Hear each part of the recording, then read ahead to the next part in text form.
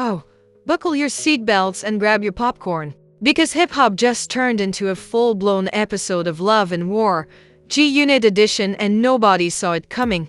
Out of nowhere, Jim Jones just unloaded on Tony Yayo in a rant so spicy it could season an entire Popeyes franchise. And somehow, 50 Cent caught a stray bullet in the middle of it. Like, my guy wasn't even in the argument, but the universe said, nah, 50. You're trending today whether you like it or not. The internet's on fire, TikTok detectives are analyzing every syllable, Twitter's turned the clips into memes, and YouTube comments are looking like a war zone between Dipset fans and G-Unit loyalists. This rant wasn't just a jab, it was a lyrical grenade. Jim sounded like a man who's been holding receipts since the flip phone era. And baby, he just hit upload. And trust me, by the end of this video, you'll understand why the streets are saying, forget beef, this is barbecue season. Because when old grudges resurface in hip-hop, nobody leaves unscathed. Oh, you thought hip-hop beefs were over? Think again, because the internet just got served a fresh plate of chaos, straight from the studio kitchen of drama. Here's how it all started. Jim Jetson, the self-proclaimed diplomat of disrespect, popped up on live looking like a man who's been holding grudges longer than his Wi-Fi password. He had his sunglasses on indoors, his hat tilted at a 45-degree angle, the official sign of I'm about to talk reckless. And when that camera light came on, he let it all out of nowhere. Jim starts going off about loyalty, fake friends, and how certain people only remember you when the money's rolling. Viewers are half confused, half hyped, and fully locked in until he drops the bomb. He starts naming names, and boom, Tony Yayo catches the first verbal slap. According to Jim, Tony's been running his mouth, trying to rewrite the story of who really built the G-Hood empire back in the early 2000s. You could hear the salt in Jim's voice like he'd been marinating that speech for a decade. Some of y'all, he says, eyes squinting into the camera, got selective memory. Don't talk legacy when you were the hype man in your own crew. The chat explodes. Emojis flying, people clipping every second. And then the wild part, he drags in 50 Cent. Not directly. Oh no, that would be too normal. Instead, he drops one of those backhanded compliments only hip-hop veterans can master.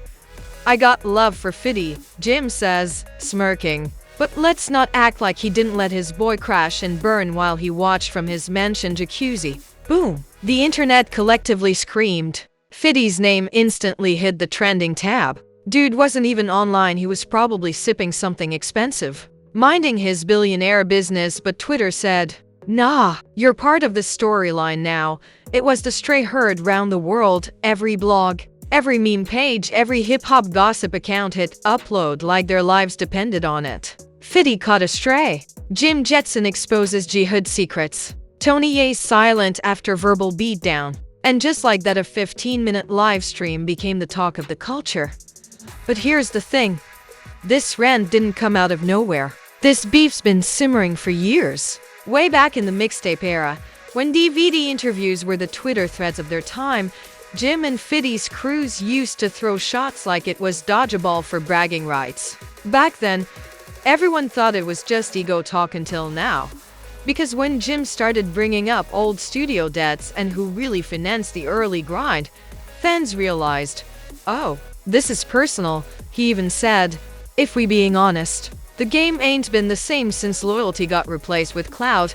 You could practically hear the subtext. He wasn't just talking to Tony. He was talking to every rapper who switched sides, chased clicks, or ghosted their day ones. And just like that, the internet split into two camps.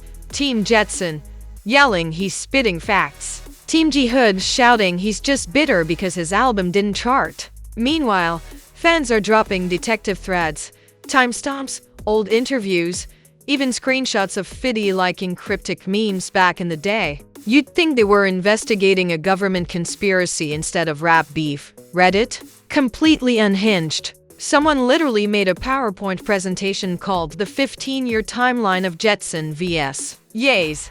A tragic comedy. Even TikTok joined the chaos. DJs started remixing Jim's rant into club tracks. He was the hype man in your own crew. suddenly became the hook of a viral dance trend. But under all the laughter and memes, something real was bubbling. People started realizing how deep this grudge might go, because when Jim mentioned contracts and broken promises, industry insiders started whispering that maybe this wasn't just clout chasing, maybe there were actual receipts hiding in someone's vault. And that's when things went nuclear. A mysterious Twitter account with 0 followers and a profile pic of a burning microphone posted a cryptic tweet: "Y'all only heard half the rant. Wait till the unreleased footage drops." And just like that, the internet went from laughing to lurking. Was there more to the story? Was there a secret deal? A betrayal? Maybe even a behind-the-scenes fallout that ended friendships and millions in potential collabs? Fans started deeming everyone connected to the situation. Old managers, former DJs, even bodyguards. Everyone was trying to find that unreleased clip. And while the online detectives were doing their thing, guess who finally broke his silence? Tony Yayo himself. He hopped on Instagram Live, visibly irritated, smirking like he just got dared to a rap battle. "I see Jim got time today," he said, "but last time I checked, I'm still eating off music he can't afford to play." Oh my God. That one line sent the internet into a frenzy. Within minutes, every hip-hop outlet from Urban Scope to the Culture feed was spinning up their thumbnails. Tony Yayo's response to Jim Jetson. Yayo claps back with ruthless shade.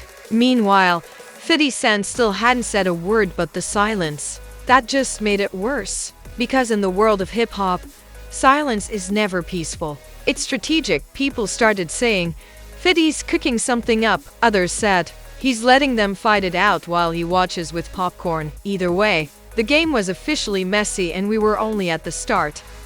The streets had spoken. This wasn't just a rant. It was the rebirth of rap beef culture. By sunrise, the internet had already split into fandom nations. Team Jetson had TikTok choreographing the Selective Memory Dance Challenge, while Team Yayo was busy editing 50 Cent's reaction memes that could win Oscars. This wasn't beef anymore, this was the rap multiverse of madness. Every influencer, podcast host, and keyboard philosopher suddenly became an expert in hip-hop psychology. One viral tweet read, "When men hit 40, they don't buy motorcycles, they start podcast beef." The line got retweeted so much it might as well have been a lyric. Jetson doubled down on live again the next day, sipping from a gold mug shaped like a crown. "They want to act like I'm bitter," he said, flashing that grin that says I'm lying but also not. "But I've been quiet too long. Loyalty don't expire, y'all just stop renewing the subscription." Boom, another catchphrase born. Within hours, renew your loyalty subscription hoodies were selling on Etsy. Meanwhile, Tony Yayo posted a selfie caption, "Still rich, still relevant, still reckless." The comment section looked like a digital riot. Half the replies were cheering, the other half quoting Jetson's hype man line like it was gospel scripture. Then 50 Cent finally broke his silence with a meme. No statement, no video, just a picture of Kermit sipping tea and the caption, "Don't ask me for verses when y'all rehearse and drama." The internet lost its collective mind. In one post, 50 turned himself from innocent bystander to chess master meme god. Blogs wrote think pieces titled, "50 Cent proves silence is the new diss track." Podcasters spent 3-hour live streams decoding whether the teacup symbolized betrayal, pettiness, or just Lipton sponsorships. But then came the real twist, the leak. A snippet of behind-the-scenes audio from Jetson's rant mysteriously surfaced on a fan page. In it, you can hear someone off camera saying, "Yo, don't bring up 50, we still got deals with him." And Jetson replies, "Man, deals don't feed pride." That 6-second clip, it detonated the culture section of the internet. Suddenly, everyone was convinced this wasn't random. This was personal, like we shared studio rent personal. Even the news channels jumped in. One anchor, clearly too excited for morning TV, said, "Ladies and gentlemen, today's forecast, 80% chance of shade." Commentators were calling it the biggest indirect war since Kanye vs. everybody. Meanwhile, Every meme page was dropping crossover edits, Jetson's face photoshopped onto Thanos, Fiddy holding the infinity teacup, and Tony Yayo as Iron Man saying, "I built this beat in a cave." But beneath the chaos, you could sense the industry watching nervously. Promoters started canceling joint festival lineups for safety. Radio hosts avoided playing their songs back to back like it was a jinx. Even playlist curators started creating safe zones called no drama mixes. Then a rapper totally unrelated to the beef, call him Little Mood Swing, jumped on Instagram. "I been told y'all loyalty dead in this game." Jetson just said what we all think, of course. He got 2 million new followers overnight. Because nothing sells like borrowed controversy. And just when you thought it couldn't get pettier, Jetson dropped a freestyle.no name drops. But every bar was a dart. You brag about power. I'm talking lights off. You flex on TikTok. I cash my write-offs. Fans went wild. Genius.com couldn't keep up with lyric interpretations. Some said he was cooking yays. Others swore it was a subliminal to Fiddy. Tony Yayo clapped back in under 24 hours with an Instagram story of him at the gym punching a heavy bag. Captioned, "Practicing for these lyrical weights." Somebody commented, "Bro, that bag didn't owe you money." Every new post became fuel for digital warfare. Twitter renamed the feud #BeefWatch2025. Clubs started playing both of their old tracks back to back just to see which one got louder screams. DJs called it crowd analytics. And Fiddy? He posted another meme, this time a GIF of popcorn popping. Caption, "When you raise them right but they still act up." The internet howled. He didn't even have to say a word. The shade spoke fluent sarcasm. By day 3, Jetson fans were demanding an apology tour. Yayo's fans wanted a boxing match. And Fiddy's fans? They just wanted another season of this show. This was no longer music beef, this was premium streaming content in real time. Every outlet milked it like it was their last scoop before doomsday. TikTok edits turned the arguments into anime fights. YouTubers dropped documentaries titled "From Mixtapes to Meltdowns: The Fall of the Brotherhood." Even grandma gossip blogs that normally post casserole recipes were covering it like CNN. One post summed it up perfectly. "These men made millions together. Now they're subtweeting like ex-roommates fighting over who kept the Netflix password." Still, the longer it went, the darker it got. Industry folks started quietly unfollowing people. Endorsement brands paused campaigns. One rumored collab album, poof, gone from the distributor calendar. And yet, nobody wanted it to stop. Because chaos is currency. And this feud was printing digital gold. It's day 5 in the hip-hop Hunger Games.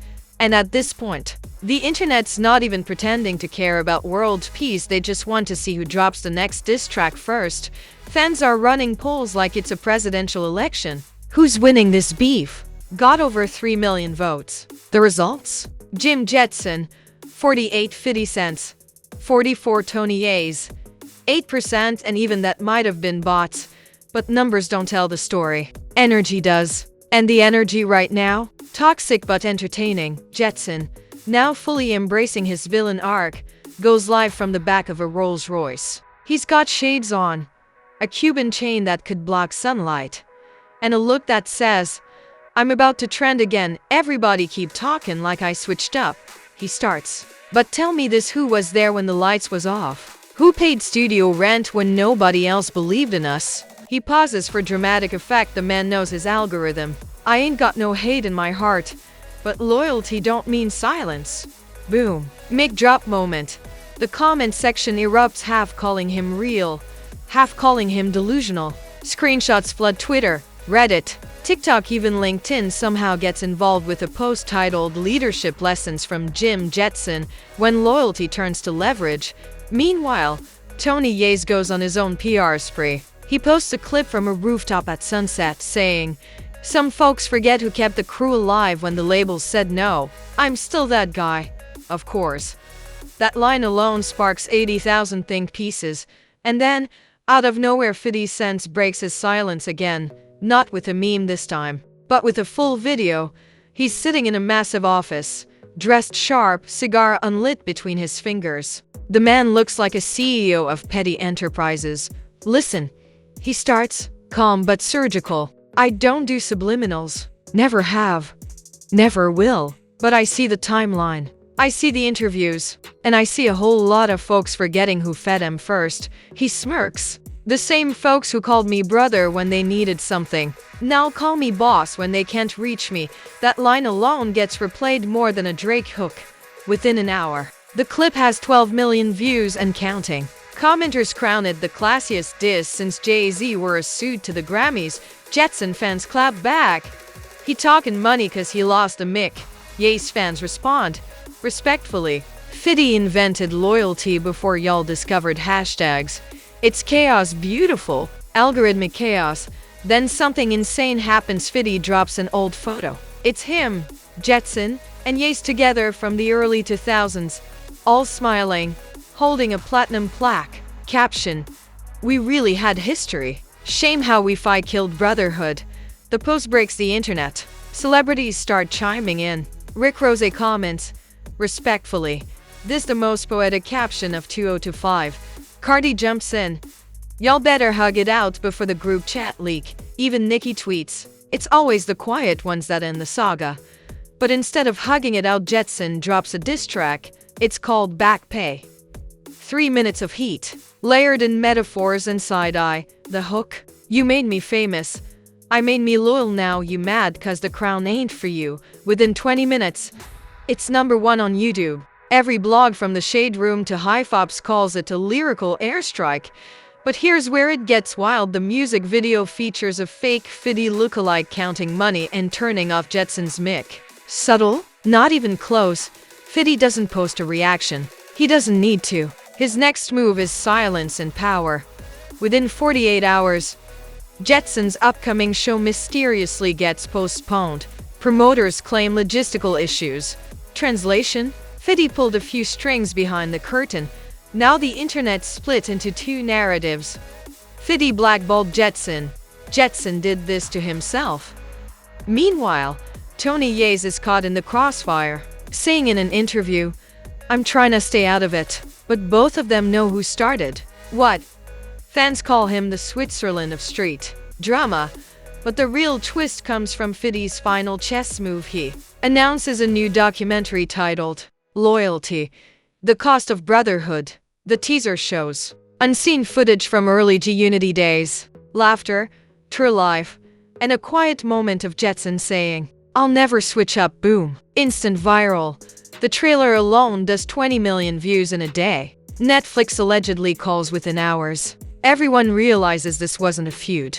It was marketing genius. Fiddy just monetized nostalgia, beef, and betrayal all in one move. He turned gossip into gold. By the end of the week, the three of them are trending again, but this time under hashtag reunion rumors. Rumor has it a major festival offered them $10 million to perform together one last time. Will they do it? Nobody knows. But one tweet sums it up perfectly.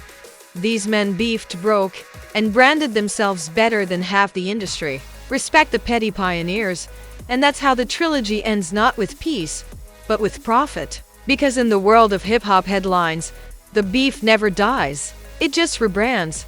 And there you have it, another wild ride through the hip-hop Bermuda Triangle, where loyalty disappears faster than a rapper's phone on probation day. What did we just witness? 50 Cent turned pain into promo, Jim Jones flipped a meltdown into a mixtape, and Tony Yayo just stood there like the referee who didn't sign up for overtime. But let's be honest, this is why we love hip-hop. It's messy, it's unpredictable, and it's way more entertaining than half the Netflix dramas trying to be gritty. Now, before you scroll off to the next scandal, hold up. If you were screaming at your screen halfway through this saga, if you refreshed Instagram just to see who posted what next, then congratulations. You're officially part of the Truth Tattle family. So here's what you do. Smash that like button like it owes you child support. Hit subscribe like you're dodging a diss track. And ring that bell, because when the next celebrity meltdown drops, we'll be there before TMZ can spell check their headline. Drop your thoughts in the comments. Is 50 a genius or a villain? Did Jim Jones really mean what he said? Or was that just a tequila talking? And most importantly, should Tony Yayo finally get his own spin-off called Caught in the Crossfire? We read every comment like it's a league group chat. And trust me, the best ones might just end up featured in the next episode. Until then, stay messy, stay tuned, and remember, in the world of truth tattle, the tea's always boiling, the truth's always twisted, and the drama's just getting started. Truth tattle, where gossip meets gospel.